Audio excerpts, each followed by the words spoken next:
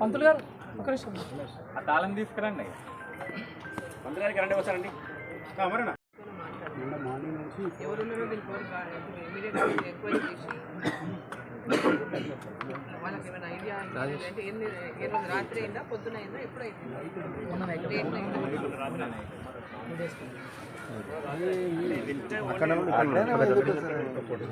పొద్దున్న చెప్పు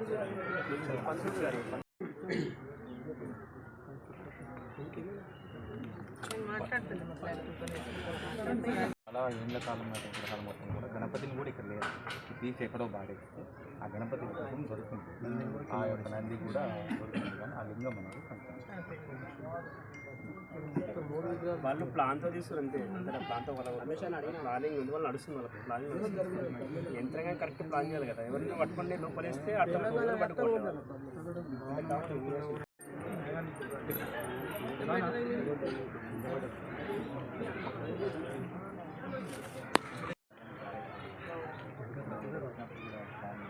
స్వామి కొంచెం జరుగుమా అవసరం అవసరం ఇట్లకి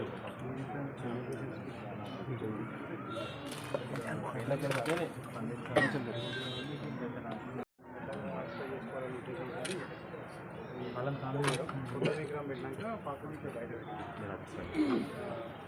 ఇప్పటికీ శివలింగం లేదు. ఫస్ట్ మీరు అటు వెళ్ళండి.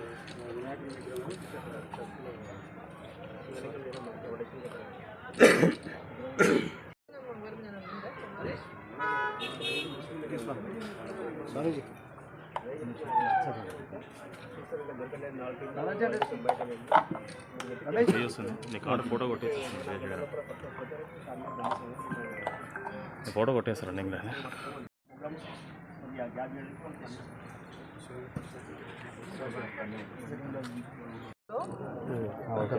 వివేకానంద కాలనీలోని బసవన్న గుడిలో మొన్న రాత్రి కొందరు దుర్మార్గులు దుండగులు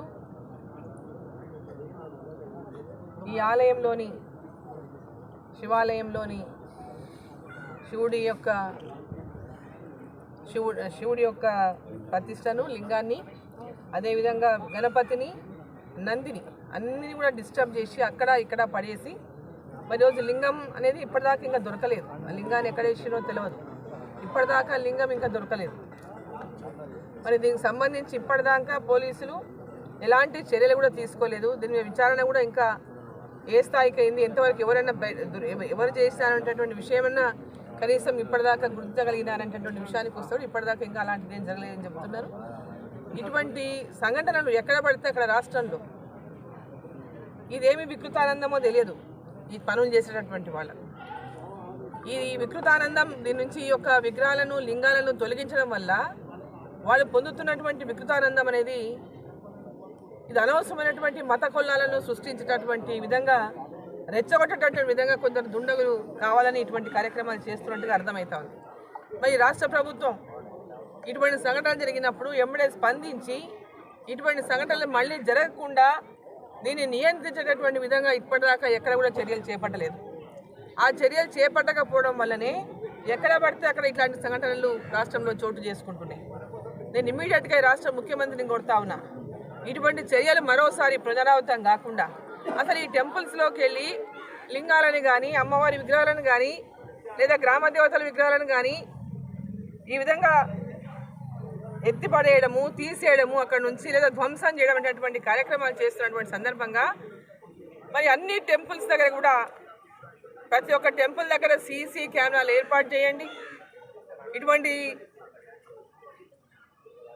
అంటే దౌర్భాగ్య పనులకు పాల్పడుతున్నటువంటి వాళ్ళని ఎవరో గుర్తించేటువంటి విధంగా ఈ రాష్ట్ర ప్రభుత్వం వెంబడే చర్యలు తీసుకోవాలి.